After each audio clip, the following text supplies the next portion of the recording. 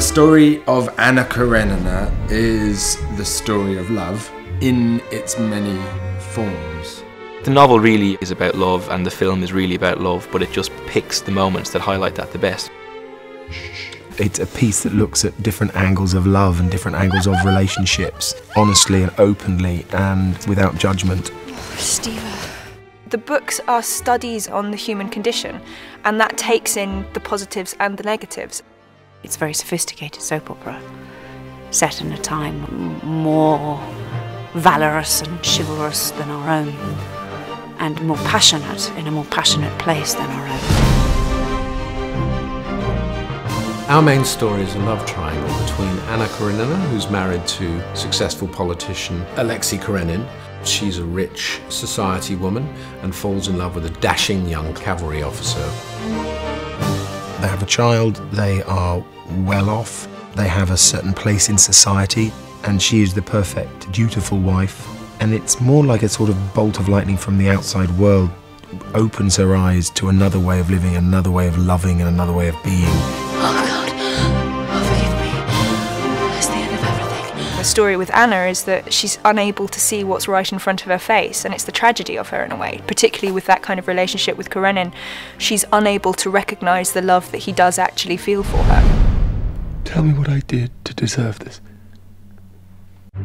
There are two stories that run in parallel. On the one hand, the Anna Karenin-Vronsky love triangle, and on the other hand, the story of Konstantin Levin, who is a man looking for love.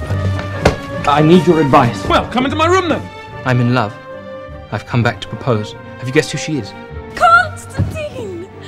Levin's idea of love is at the same time really pure and then blinkered. And he's centred in on this one woman who he sees as his path to happiness. The Levin and Kitty storyline often suffers, I think, in adaptations of this, and yet it's an incredibly important storyline to give the balance. If you have any thought for me, you will give me back my peace. I have no peace to give. There can be no peace for us. Only misery, my greatest happiness. And so, as Anna declines to kind of madness and horror, so Levin's story ascends to something of an epiphany, really.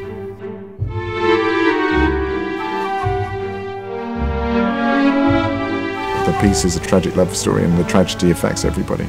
And it is dependent upon emotion and character, and all of the things that I believe make great cinema. I do think that's why classics are classics, and the reason that stories like Anna Karenina or so many other books last through the ages is because you can't help but recognise yourself, and you understand where they're coming from. So yes, it's both modern and classic at exactly the same time.